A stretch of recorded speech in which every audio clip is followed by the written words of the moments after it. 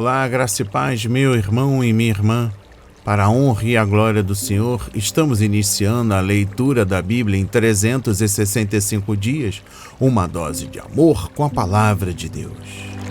Neste 23º dia, trago para leitura e comentários bíblicos os livros de Gênesis, capítulo 29 a 35, capítulo 30, livro de Salmos, capítulo 23, livro do apóstolo João, capítulo 10, versículos 22 a 42.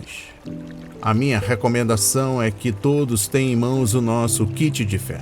Bloco de anotação, caneta ou lápis. A Bíblia, tão importante quanto a sua leitura diariamente, nos aproxima de Deus, nos concede fé, esperança, perseverança, sobretudo, compreensão da palavra. Se desconecte de tudo e preste atenção nas palavras que serão semeadas em nossos corações. Mas antes, diante de nosso Senhor, peço que Ele nos revele a compreensão de Sua palavra, que nos faça compreender cada ensinamento no dia de hoje, para que possamos viver a verdade, estarmos revestidos de fé e esperança. Senhor, revele a compreensão de Sua palavra no dia de hoje. Os filhos de Jacó. Quando o Senhor viu que Lia era desprezada, fez com que ela fosse fecunda, ao passo que Raquel era estéril. Assim Lia ficou grávida e deu à luz um filho, a quem deu o nome de Ruben, pois disse: "O Senhor viu a minha aflição, por isso agora meu marido vai me amar."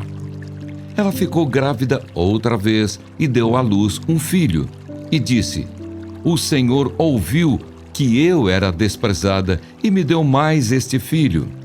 Deu-lhe o nome de Simeão. Lia ficou grávida ainda outra vez e deu à luz um filho, e disse: "Agora desta vez o meu marido se unirá mais a mim, porque lhe dei à luz 3 filhos. Por isso lhe deu o nome de Levi."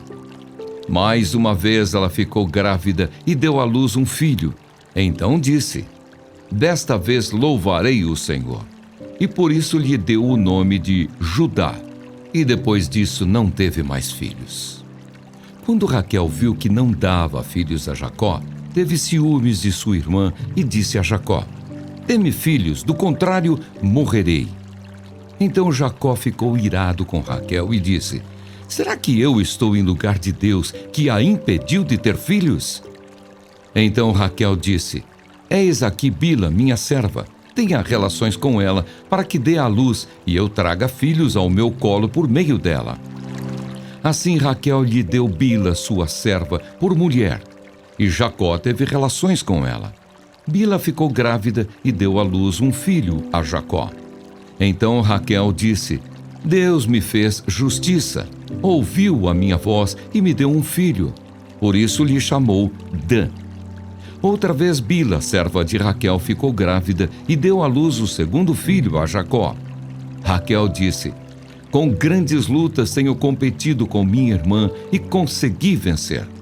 Por isso deu ao filho o nome de Naftali. Quando Lia viu que ela mesma tinha cessado de ter filhos, tomou a sua serva Zilpa e a deu a Jacó por mulher. Zilpa, serva de Lia, deu a Jacó um filho. Lia disse: "Afortunada," e deu ao filho o nome de Gade. Depois, Zilpa, serva de Lia, deu o segundo filho a Jacó. Então Lia disse: "É a minha felicidade, porque as mulheres dirão que sou feliz." E lhe deu o nome de Asser. Nos dias da colheita do trigo, Ruben saiu e achou umas mandrágoras no campo. Ele as trouxe para Lia, sua mãe. Então Raquel disse a Lia: "Dê-me algumas das mandrágoras que o seu filho trouxe." Mas Lia respondeu: "Você acha pouco o fato de ter tomado de mim o marido? Vai tomar também as mandrágoras de meu filho?" Raquel respondeu: "Ele poderá ter relações com você esta noite em troca das mandrágoras de seu filho." À tarde, quando Jacó voltava do campo, Lia saiu ao encontro dele e lhe disse: "Esta noite você terá relações comigo, pois eu aluguei você pelas mandrágoras de meu filho. E naquela noite, Jacó teve relações com ela. Deus ouviu Lia, ela ficou grávida e deu à luz o 5º filho. Então Lia disse: Deus me recompensou porque dei a minha serva ao meu marido. E deu ao filho o nome de Issacar. E Lia engravidou mais uma vez e deu a Jacó o 6º filho. E disse: Deus me concedeu excelente dádiva. Agora meu marido vai permanecer comigo, porque lhe dei 6 filhos. E ela deu ao filho o nome de Zebulon. Depois disto, deu à luz uma filha e lhe chamou Diná. Deus lembrou-se de Raquel, ouviu-a e a fez fecunda. Ela engravidou e deu à luz um filho. Então disse: Deus tirou de mim o meu vexame e deu ao filho o nome de José, dizendo: que o Senhor me dê ainda outro filho. Jacó e Labão fazem um acordo. Depois que Raquel deu à luz José, Jacó disse a Labão: Deixe-me voltar ao meu lugar e à minha terra. Dê-me os meus filhos e as mulheres, pelas quais trabalhei para o Senhor, e partirei. O Senhor sabe muito bem quanto e de que maneira o servi. Labão lhe respondeu: Se puder me fazer este favor, peço que fique comigo.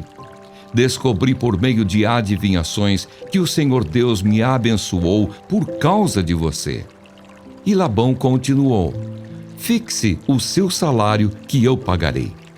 Então Jacó disse: O Senhor sabe como tenho trabalhado e como cuidei do seu gado, porque o pouco que o Senhor tinha antes de eu chegar foi aumentado grandemente. E o Senhor Deus o abençoou com o meu trabalho. Mas quando vou começar a trabalhar também por minha própria casa? Labão perguntou a Jacó: Quanto você quer que eu lhe dê? Jacó respondeu: Não precisa me dar nada. Voltarei a apacentar e a guardar o seu rebanho, se o Senhor concordar com isto. Passarei hoje por todo o seu rebanho, separando para mim todas as ovelhas salpicadas e malhadas, todos os cordeiros negros e todas as cabras malhadas e salpicadas. Isto será o meu salário. Assim a minha justiça responderá por mim no dia de amanhã, quando o Senhor vier conferir o meu salário.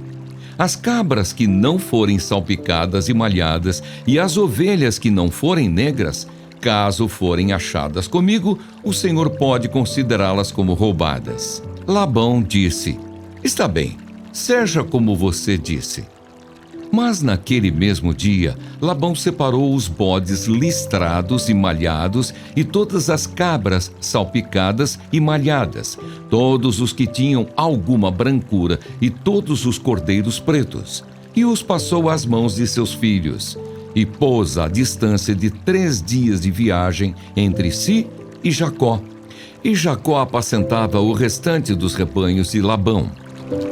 Jacó se enriquece.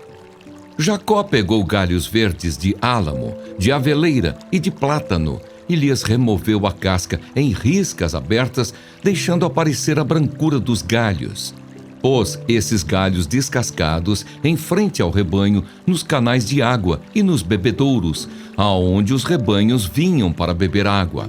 E como acasalavam quando vinham beber, as ovelhas ficavam prenhes diante dos galhos, e davam crias listradas, salpicadas e malhadas. Então Jacó separou os cordeiros e virou o rebanho para o lado dos animais listrados e dos animais pretos nos rebanhos de Labão, e pôs o seu rebanho à parte, e não o juntou com o rebanho de Labão. E todas as vezes que as ovelhas fortes ficavam prenhes, Jacó punha os galhos à vista do rebanho nos canais de água, para que ficassem prenhes diante dos galhos. Porém, quando o rebanho era fraco, não punha os galhos. Assim, os animais fracos eram de Labão, e os fortes eram de Jacó. E o homem se tornou mais e mais rico. Teve muitos rebanhos, servas, servos, camelos e jumentos. Amém. Compreensão no livro de Gênesis, capítulo 29, versículos 31 a 35. No versículo 31, desprezada, literalmente odiada, deve ser compreendido em sentido relativo, isto é, comparando-se com a intensidade do amor que dotava a Raquel. Frequentemente se verifica o fato que, mediante a providência divina, aqueles que têm falta de certos predicados sobejam relativamente outros que, não raro, lhes compensam aquela falta. Compreensão do versículo 32. Os nomes dos filhos de Jacó provêm de sentimentos e esperanças que lhes ficavam associados por ocasião do nascimento. De Lia, Robém. Eis um filho, o Senhor atentou para minha aflição.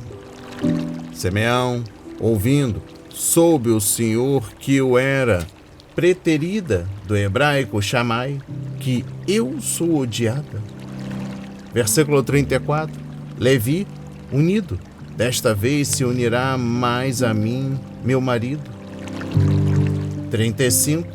Versículo 35. Judá, possa Deus ser louvado. Esta vez louvarei o Senhor. Do hebraico Odá.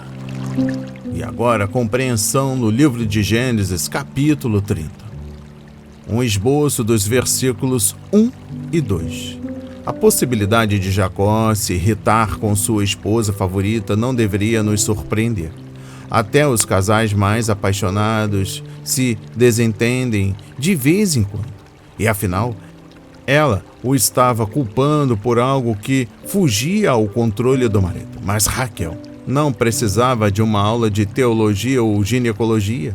Ela precisava da dócil compreensão do marido e do incentivo que somente o amor dele poderia dar. Exposição dos versículos 14 a 24. Finalmente, Raquel concebeu e deu à luz um filho a quem chamou de José. As mandrágoras não tinham nada a ver com esta gravidez. Foi Deus quem abençoou em resposta às suas orações. A palavra hebraica Kisai significa levar e Yosef significa acrescentar. Deus havia levado sua vergonha de não poder ter filhos e acrescentado suas bênçãos. Sua oração, que o Senhor me acrescente ainda outro filho, versículo 24, foi finalmente atendida no nascimento de Benjamim, filho da minha mão direita. Mas o parto daquela criança a levou à morte. Gênesis 35, versículos 16 a 20. Muitos anos depois, Deus usaria José para salvar toda a família durante um período de terrível fome. E finalizando a leitura, a interpretação bíblica dos versículos 25 a 43. Os galhos descascados de Jacó pertencem à mesma categoria das mandrágoras de Raquel. Ambos eram práticas supersticiosas que não tinham nada a ver com o que realmente aconteceu. Foi Deus quem controlou a estrutura genética dos animais e multiplicou as ovelhas e cabras salpicadas e pintadas, aumentando assim a riqueza de Jacó muito rapidamente. Em Betel, Deus prometeu abençoar Jacó. Referência, capítulo 28, versículos 13 a 15.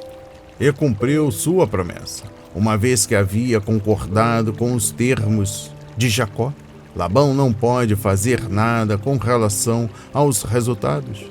Todos aqueles animais pertenciam a Jacó. Deus, o nosso pastor. Salmo de Davi. O Senhor é o meu pastor, nada me faltará. Ele me faz repousar em pastos verdejantes. Leva-me para junto das águas de descanso. Refrigera-me a alma. Guia-me pelas veredas da justiça, por amor do seu nome. Ainda que eu ande pelo vale da sombra da morte, não temerei mal nenhum, porque tu estás comigo. O teu bordão e o teu cajado me consolam. Preparas-me uma mesa na presença dos meus adversários, Unges a minha cabeça com óleo, o meu cálice transborda. Bondade e misericórdia certamente me seguirão todos os dias da minha vida, e habitarei na casa do Senhor para todo o sempre. Amém. Compreensão no livro de Salmos, capítulo 23. Nosso Senhor chamou os cristãos de minhas ovelhas porque morreu por eles. João 10, versículo 11. E porque o Pai os deu para ele. João 17, versículos 10 e 12. A ênfase do Salmo 23, dos versículos 1 a 3, é que Jesus é suficiente para todas as necessidades que as ovelhas possam ter enquanto estão no pasto. Versículo 1. Sua compreensão. O verbo no tempo presente significa que o Senhor está sendo o meu pastor, indicando um relacionamento contínuo. Os pastores no Oriente vigiavam e conduziam suas ovelhas, davam-lhes comida e água e cuidavam delas quando estavam cansadas, feridas ou doentes. Eles as resgatavam quando se desviavam, conheciam-nas pelo nome e ajudavam no nascimento dos cordeiros. Em todos os sentidos, os pastores amavam suas ovelhas. Versículo 2. A sua compreensão. A palavra traduzida por conduzir, no versículo 2, significa conduzir mansamente. Não se pode empurrar as ovelhas. Elas ouvem a voz do pastor e o seguem. Assim como ouvimos Cristo em sua palavra e lhe obedecemos. Referência João 10, versículos 3 a 5, versículo 16 e versículo 27. Compreensão do versículo 3. Deus cuida de nós porque nos ama e quer que o glorifiquemos por amor do seu nome. O pastor cuida das ovelhas porque as ama e deseja manter sua boa reputação como um pastor fiel. Compreensão do versículo 4. Este é o versículo central do Salmo, e o pronome pessoal passa de ele para tu. Davi não está falando sobre o pastor, mas dirigindo-se ao pastor. No vale escuro, Deus não está diante de nós, mas ao nosso lado, mostrando o caminho e acalmando nossos temores. O vale de trevas e morte representa qualquer experiência de vida difícil que nos deixa com medo, e isso inclui a própria morte. Ainda compreendendo o versículo 4. Ovelhas são animais de visão deficiente, elas se assustam facilmente em novas circunstâncias, sobretudo quando está escuro. A presença do pastor as acalma. Ainda no versículo 4, a vara era um bordão pesado com o qual o pastor podia espantar ou matar alguma fera que quisera atacar as ovelhas. O cajado era o apoio do pastor, que ele usava para ajudar cada uma das ovelhas. Compreensão do versículo 5. Outra palavra usada para banquete é mesa. Essa mesa não se refere necessariamente a um móvel usado para refeições, pois a palavra original significa simplesmente algo estendido. Lugares planos na região montanhosa eram chamados de mesas, e às vezes o pastor fazia as ovelhas pararem nessas mesas, deixando que ali elas pastassem e descessem enquanto seguiam para o aprisco. Ainda compreendendo o versículo 5, o pastor examinava as ovelhas quando elas entravam no aprisco para ter a certeza de que nenhuma estava ferida ou indisposta por ter comido uma planta venenosa. Nas feridas ele aplicava o óleo cicatrizante, para as sedentas havia a grande escudela cheia de água. Ele também aplicava o óleo na cabeça e nos chifres dos carneiros para ajudar a espantar moscas e outros insetos. As ovelhas sabiam que estavam seguras e que podiam dormir sem medo. E finalizando a leitura no livro de Salmos, capítulo 23, destaco no versículo 6 uma compreensão muito impactante.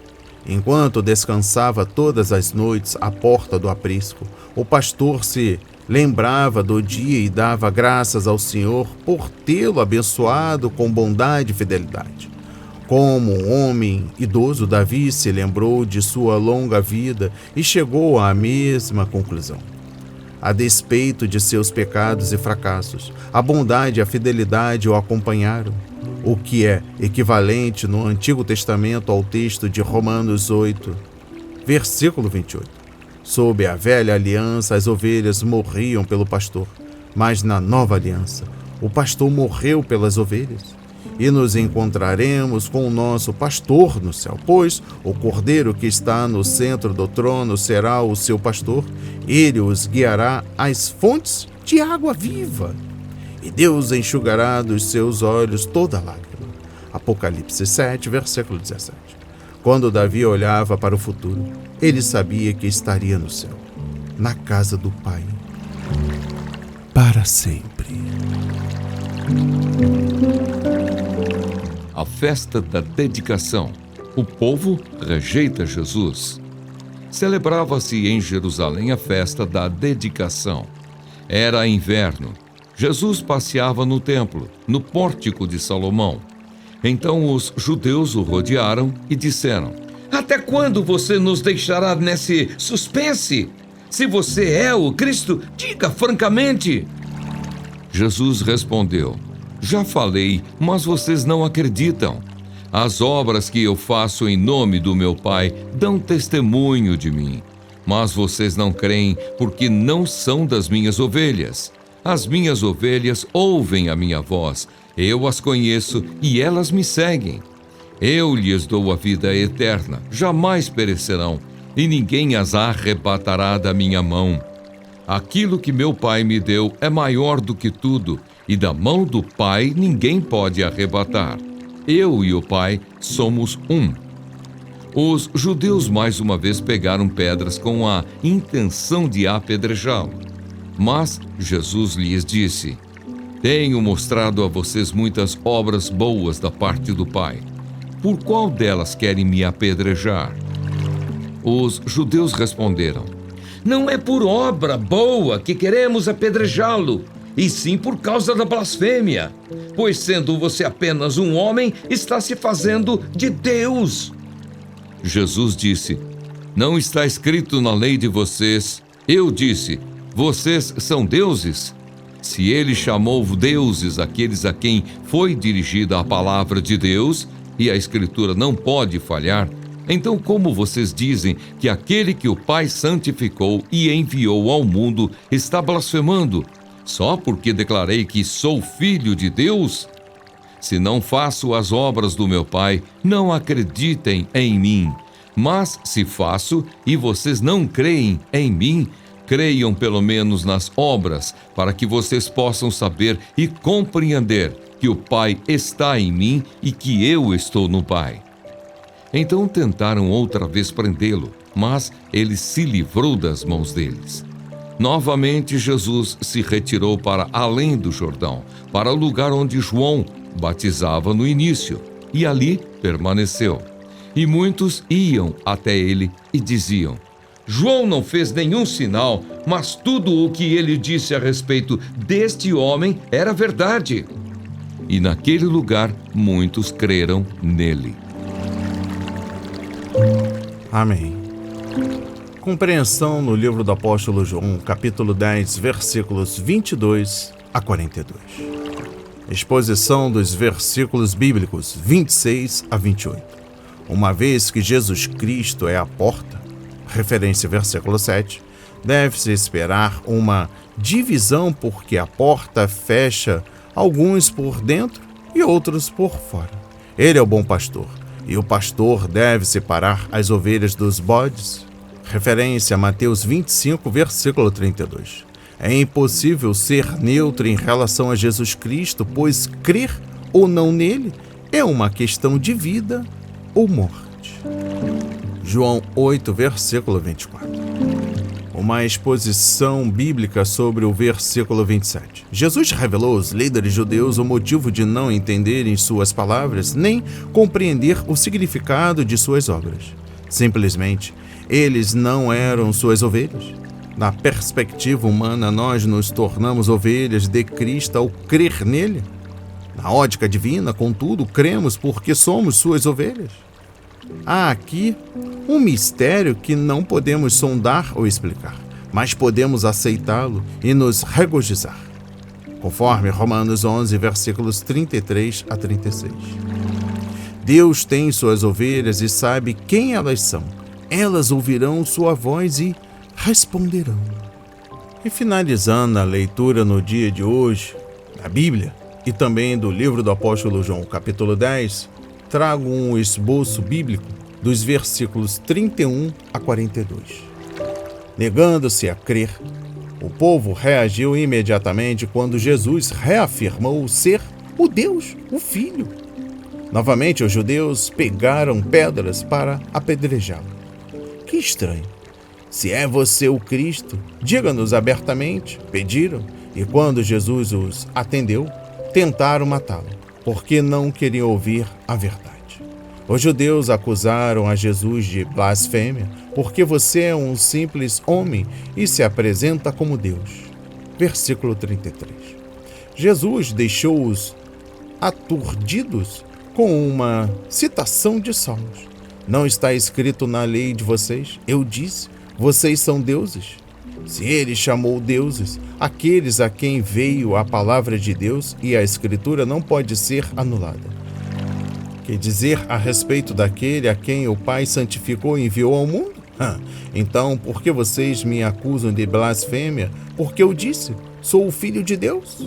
Versículos 34 a 36. Se os que receberam a palavra são exaltados pelo próprio Senhor e chamados deuses, quanto mais aquele que é a palavra. O texto que Jesus cita é de Salmos 82, versículo 6. Eu disse, vocês são deuses, todos vocês são filhos do Altíssimo. A vida que Jesus nos oferece é eterna, a vida de Deus. Quando recebemos Jesus, tornamos-nos filhos de Deus. Pedro traduz a questão da seguinte forma: vocês foram regenerados não de uma semente perecível, mas imperecível, por meio da palavra de Deus viva e permanente. 1 de Pedro, capítulo 1, versículo 23.